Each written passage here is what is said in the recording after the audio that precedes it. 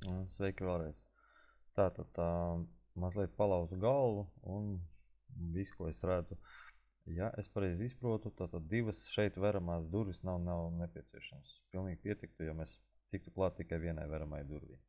Tātad viena vērtne, otru vienkārši kā dekoratīvu paneli, kurš ir tādās pašās attālumos ar tādām pašām spraudziņām kā pašai vērtnē. Tā. Durtiņas nomainīju, tā lai jūs vizuāli saprotat, vai es pareizi jūs esmu sapratis. Tātad durtiņas apakšējās verās uz iekšu, tas ir uz vidu. Šeit vadu piekļūšanai, pat cik jūs minējāt, ka jums tur kaut kāda aparatūra stāvēs. Gan jau, ka tur arī ne tikai aparatūra, tātad apakšējā daļa es taisu slēgtu, augšējā daļa es atstāju vaļēju tā iemesla dēļ, ka tur būs vadi, un tad līdz ar to, lai nav tur tie vadi kaut kā jāmuģī, tad vienkārši augšējā daļa vadiem ir vaļā un būs vieglāka piekļuve. Tad augšējo vāku atstājam, būs vieglāka piekļuve no augšpuses. Un šeit dubultos ieņi tad netaisam. Tad šeit kaut kāda daļa, es nezinu, kurā pusē jums ir rozetes, tad vienā pusē var uztaisīt to rozetu, otrā tad pa īstam. Teorētiski viņi nav nepieciešami. Ņemot vērā, ka tur būs kaut kāds milzīgs televizors, es pieļauju, es tikai tā skaļi domāju, es pieļauju, ka tās ir kaut kāds 60-70 colu liels televizors, viņam arī savs svars.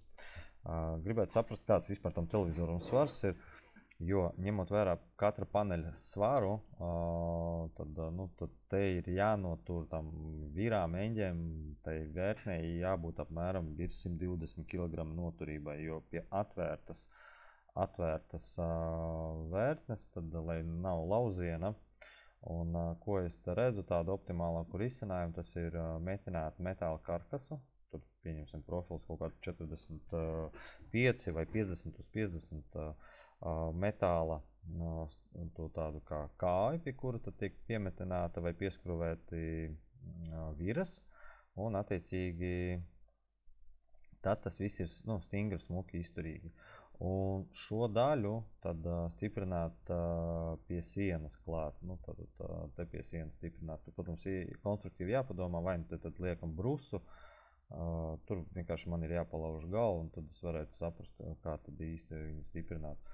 Un ja šeit būs metāla karkas, tad tādu pašu metāla karkas var taisīt arī pašam televizoram. Ir jāsaprot, kuru pusi vairāk vajag nepieciešama vērt, labo vai kreiso. Ja budžets atļauj, varam taisīt arī abas divas, lai varās vaļā tādu pašu karkasu taisīt otrā pusē, un tad pilnībā būs atvērts. Runājot par kaut kādām kolonām, kas ir kaut kāds TV kolonas, un es saprotu, augšā būs kaut kāds subwoofers stāvēs, tad šeit parastie vadu kanāli, pa vadiņam var izvilkt dekoratīvie, un principā risinājums man ir jāsaprot, kāds beigās ir budžets, jo te ir materiāls, te ir metinājumi, te ir krāsošana, viena vērtne vai divas vērtnes, jāsaprot televizors svars, un tad pa lielam es neredzu jēgu stiprināt viņu apakšā pie grīdas, jo konstrukcija būs ļoti smaga, viņa pats sevi nospiedīs. Savukārt pie griestiem, tad pie griestiem tur var padomāt kaut kādu risinājumu, vai tiešām pie griestiem tas jāstiprina, vai vienkārši stiprinam šeit caur sieniņu, tātad pie atvērtām durtiņām, teiksim, šeit vienu stiprinājumu likt, un šeit vienu stiprinājumu likt, un stiprināt viņu pie sienas.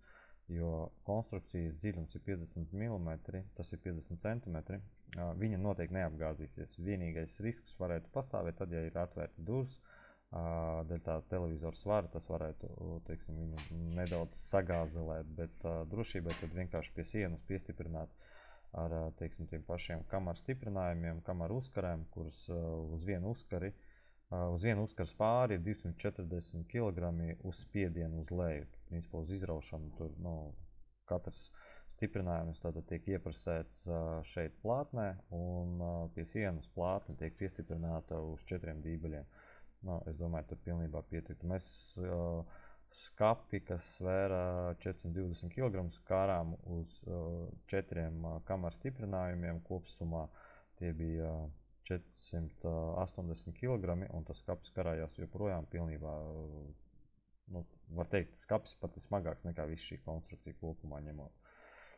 Tā kā tur problēmas nebūtu, jo uz izraušanu tur tas spēks nav nepieciešams tik milzīgs, nu tā noturība nav nepieciešama tik milzīga.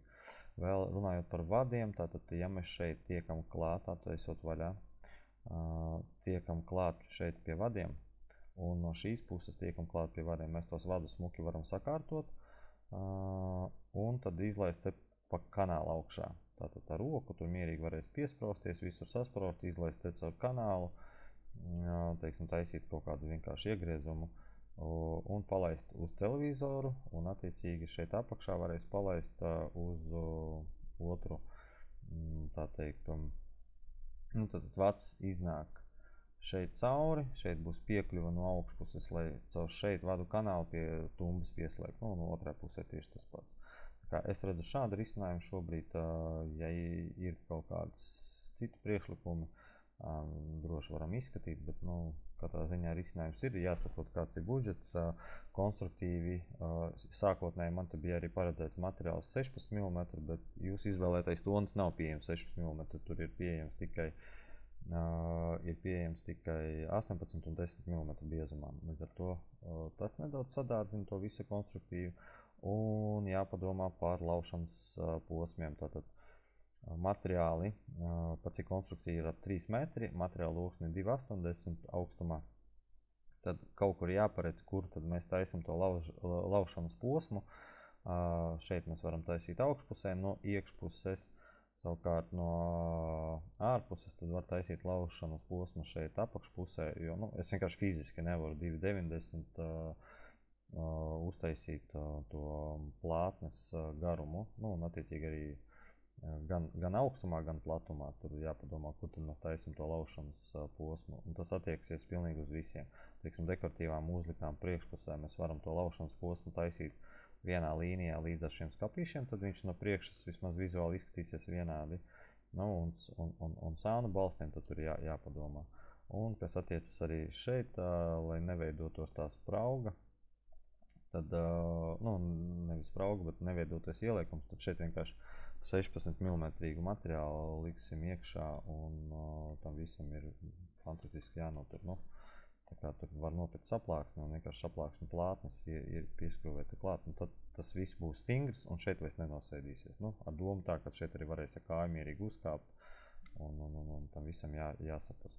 Vēl, protams, skatīšos pēc materiāla biezumiem. Ja būs nepieciešams šos dekoratīvās uzlikas, mēs taisītu nedaudz platākas, tātad pielāgojot materiālu biezumiem. Iespējams, ka tie varētu būt kaut kādi nevis 50, bet 52, vai, nu, attiecīgi kaut kāds cits izmērs, kas nu tur ir. Tur pateikšu maksimālais 18 reiz 2, 16. Jā, tie būtu vai nu 52, vai nu attiecīgi 54 mm, tad, nu, tieši tam dekoratīvām uzlikām. Nu, ne uzlikām, bet dekoratīvām šiem paneļiem, jo viņiem ir jātais dubultcieniņas. Vienkārši uzlikt dekoratīvo līsti, tas neizskatīsies smuki, jo šeit tad veidošies tā tukšā niša, gan apakšā, gan augšā, nu, tā kā nebūs korekti. Nu, tāds ir risinājums no manas puses, ja gribās, lai tā visa vērtne vērās kā viena. Var, protams, to vēl visu dalīt šeit uz pusēm, bet tad tas būs zīmējuma laušana un, nu, neizskatīsies diezko smuki. Tā. Pagaidām tad nav viss, gaidu no jums kaut kāds komentārs, ieteikumus. Tā mēbeli izskatās šobrīd.